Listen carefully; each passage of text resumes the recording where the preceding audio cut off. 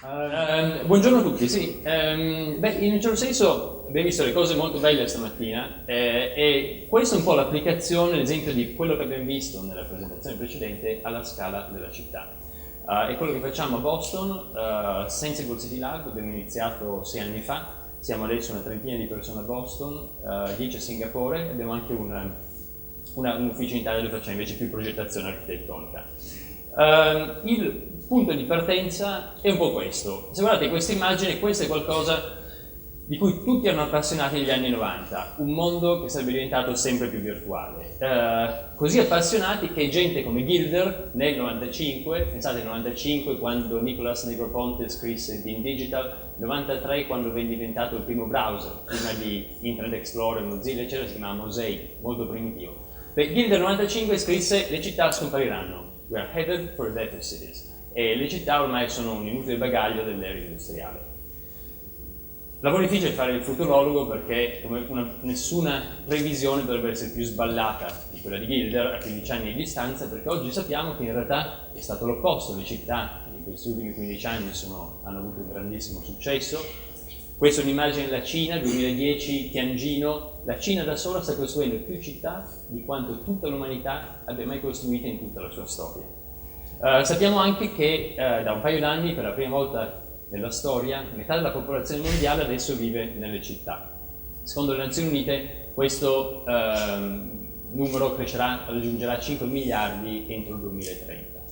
Allora, cosa è successo? È successo che tutto il digitale, quella parte di informazione di rete che Gilder pensava avrebbe distrutto lo spazio fisico, non l'ha distrutto, ma si sta ricombinando con lo spazio fisico. In un certo senso è come se bit e atom si stessero ricombinando, come se il mondo digitale e il mondo fisico si stessero sposando. E in questo processo ci sono delle cose molto interessanti che possiamo fare nel modo in cui, per capire meglio la città, nel modo in cui la possiamo progettare e nel modo in cui la possiamo vivere. E questo è un po' quello che stiamo studiando, che studiamo noi nel gruppo all'MIT. In un certo senso è come quasi fosse un nuovo tipo di pianificazione, di design, di progettazione, di urbanistica, ma anche di design di oggetti, che proprio mette insieme al centro sempre la persona, ma la persona che interagisce con lo spazio oggi in modo nuovo grazie a nuovi sistemi, che sono le reti, sono digitali, sono sensori che mediano tra noi e lo spazio esterno. E allora ho messo insieme solo qualche progetto per farvi vedere un po' i vari filoni e le cose che si possono fare. Primo progetto, un po' vecchio ormai del 2006, ma mi piace sempre farlo vedere in Italia. Nel 2006 c'era la Biennale di Venezia, grande mostra di architettura ogni 2 anni a Venezia. Nel 2006 era dedicata alla città. Curatore Ricky Burdett, professore alla London School of Economics a Londra. E Ricky ci diede un padiglione e ci chiese di lavorare proprio, far vedere qualcosa legato a città e tecnologia. Questa è un'immagine del nostro padiglione. E la nostra idea fu di lavorare sulla città in tempo reale, su come oggi riusciamo a sentire, a capire, a descrivere la città con tanti dati in tempo reale. Cosa abbiamo fatto? Abbiamo fatto una partnership con Telecom, con Google, con ATAC, sono i mezzi pubblici di Roma, con i taxi, col Comune di Roma, la Biennale.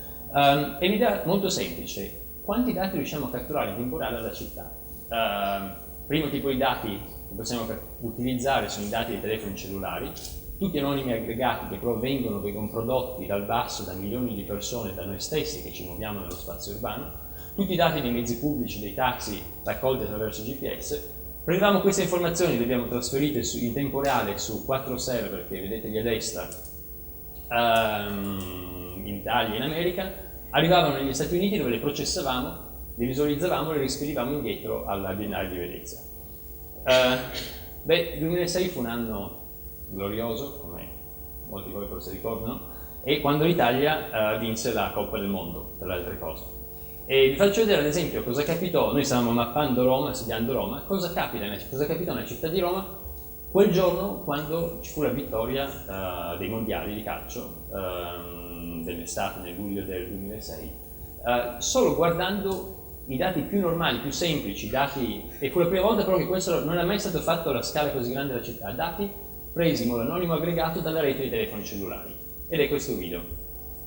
Qua vedete Roma, vedete il fiume, vedete il Colosseo, il centro, un po' di sopra, e vedete c'è before the match, quindi prima della partita, la giornata normale con la gente qua e là che va un po' in giro. Poi inizia la partita, silenzio. Segna la Francia, segna l'Italia, è metà tempo, la gente fa una chiamata, va in bagno. Fine dei primi supplementari, secondi supplementari, Zidane fra un secondo, vince l'Italia. Quella sera poi, adesso se guardate c'è un grande party, una grande festa nel centro città, vedete quel picco là nel centro. Il giorno successivo ci fu un grande incontro tra i campioni, il Presidente del Consiglio, Prodi all'epoca, e tutta la cittadinanza, vedete nel centro, vedete il picco, e poi ci fu una grande festa al Circo Massimo, che è sotto, infatti vedete il picco del Circo Massimo che cresce dopo. E questo è un po' come far vedere come la città può essere capita, descritta in modo nuovo grazie a queste reti che la fanno diventare un po' in modo simile a quando abbiamo visto nella presentazione di prima col robot che assorbe informazioni con sensori da tanti punti di vista. Queste sono informazioni di base, quelle che avete visto, ma si può fare molto di più. Se prendete questi dati e li analizzate, ad esempio potete iniziare a capire come si può far funzionare meglio la città. In questa mappa, ad esempio, vogliamo cercare di capire se c'era un buon match, una buona sovrapposizione tra le persone, i pedoni e tra i mezzi pubblici. Allora, in rosso vedete la densità di pedoni. Come si ottiene la densità di pedoni? Voi avete questi dati della rete cellulare, sono immaginati come fosse un grande fiume anonimo, non sapete cosa sono, di tracce che sono nella città. Se voi prendete questo fiume e vedete a che velocità si muove tra una cella e l'altra, potete cercare di capire quali parti di questo fiume sono macchine e quali parti sono pedoni. La nostra prima idea a Roma fu di vedere la velocità e separare in quel modo pedoni e macchine. A Roma non funziona perché i pedoni vanno più in fretta delle macchine, ma con un po' più di intelligenza artificiale riuscite però ad avere una buona stima. Ad esempio qua vedete Termini, la stazione, vedete in rosso, da quella macchia rossa sono i pedoni, sono gente che si muove a piedi, che esce dalla stazione, che si va nella città. E invece in giallo sono tutti i mezzi pubblici, i taxi, con l'idea di vedere se c'è una buona corrispondenza tra i due. Sappiamo tutti che molto spesso ci sono un sacco di persone che aspettano il pullman, non ci sono pullman, in altri casi è il contrario, ci sono un sacco di pullman che vanno in giro vuoti. E pensate, quindi, sì di utilizzare questo per migliorare la programmazione dei mezzi pubblici, ma pensate a un futuro non tanto lontano ormai, di qualche anno, in cui l'opposto, oggi siamo noi che andiamo dietro il pullman, cioè che dobbiamo aggiustare, seguire il pullman, dobbiamo andare ad aspettare il pullman segue sempre lo stesso percorso. Pensate a un futuro non molto distante in cui questo è l'opposto, sono i pullman che seguono noi, che rispondono alle esigenze dei cittadini di spostarsi in modo dinamico da una parte all'altra. Questo per farvi vedere, ci sono una serie di progetti, una serie di cose molto belle che si possono fare oggi guardando la città, raccogliendo dati in tempo reale da tantissime reti, da tantissimi sensori e cercando di usarli per far funzionare meglio la città e distribuire e condividere questi dati con tutta la popolazione. E questo tra l'altro è il centro del progetto di Singapore che stiamo facendo a Singapore, del laboratorio di Singapore. In altri casi è interessante poi vedere come questo può interfacciarsi proprio con i cittadini anche con oggetti quotidiani. È un progetto che abbiamo fatto a Copenaghen l'anno scorso per il UN Climate Summit, il Summit sul cambio climatico delle Nazioni Unite a dicembre, su invito del sindaco di Copenaghen che venne da noi un paio di anni fa con una domanda precisa: in che modo le nuove tecnologie possono aiutarci a rendere la città più sostenibile? Allora abbiamo preso un gruppo di studenti all'MIT, siamo andati tutti a Copenaghen. Immaginate la sorpresa di tutti, soprattutto degli americani, abituati alla macchina, vedendo un panorama di questo tipo. Questa è Copenaghen, città che 20 anni fa era piena di macchine, ma dove oggi metà degli spostamenti quotidiani avviene in bicicletta. E allora abbiamo pensato, cosa possiamo fare con tecnologia e bicicletta? E questa è l'idea. Welcome to the Copenhagen Wheel, the wheel that turns your ordinary bike into a smart electric hybrid. Quickly and easily, with no additional batteries or wires. The Copenhagen Wheel allows you to capture the energy dissipated while braking and cycling, and save it for when you need a bit of a boost. Controlled through your smartphone, the Copenhagen Wheel becomes a natural extension of your everyday life. The Copenhagen Wheel is your personal trainer, sensing your effort level and providing you with real-time feedback about your fitness and exercise goals. The Copenhagen Wheel also enhances your experience of the city. It connects you with things a cyclist wants to know: upcoming traffic congestion, road conditions, and pollution levels. Choose to keep your data, or share it with your friends and other cyclists through social networks like Facebook. As you ride, you also collect green miles. It's similar to a frequent flyer program, but good for the environment. Elegant, responsive, smart. A new mode of transport for a rapidly changing world. So turn on your life and turn on the city. The Copenhagen Wheel.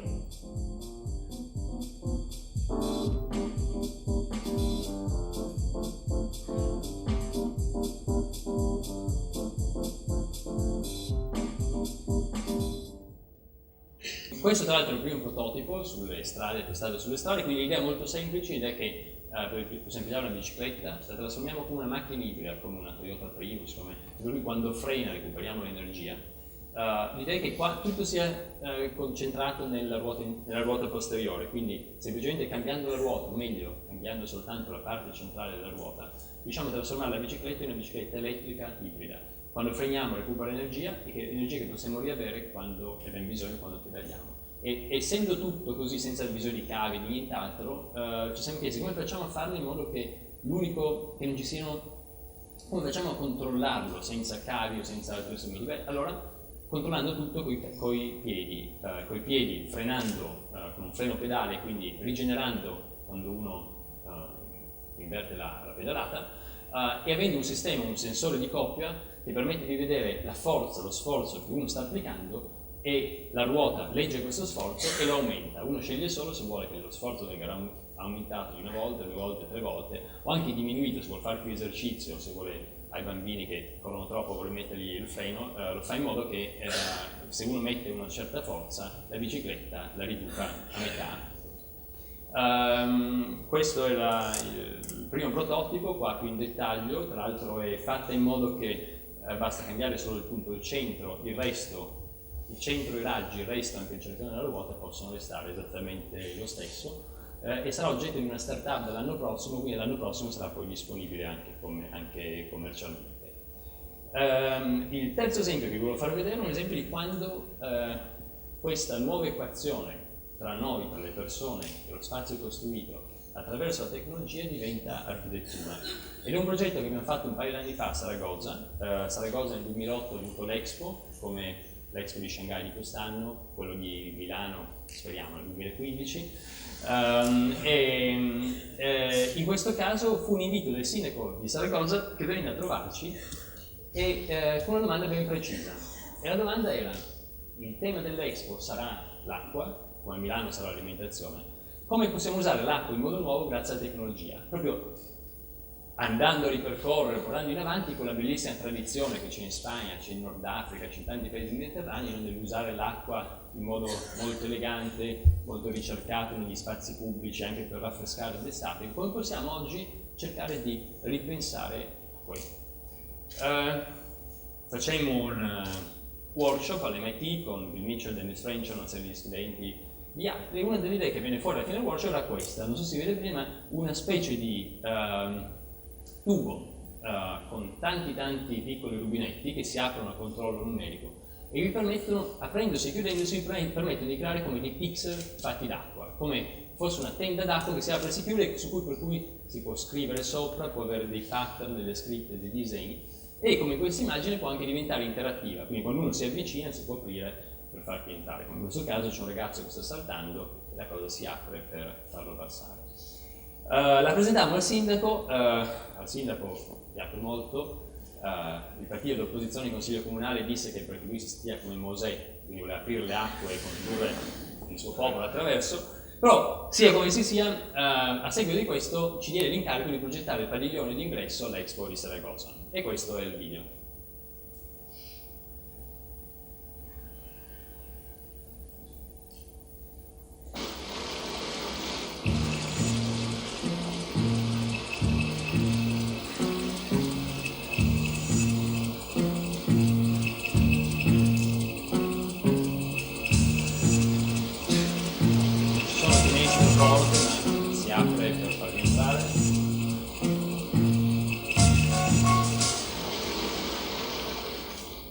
tutto è fatto d'acqua, tutte le pareti sono fatte d'acqua, anche il tetto è coperto da una lamina d'acqua. Quello che vedete dietro è un nuovo ponte di Zaccagnini vicino al nostro padiglione. Poi se c'è troppo vento, da ridurre gli spruzzi, dovete abbassare il tetto.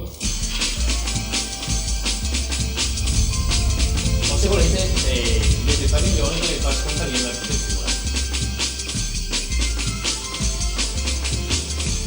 E quindi l'intera architettura scompare. Questo è un progetto tra l'altro fatto con MIT insieme all'ufficio di architettura di Torino.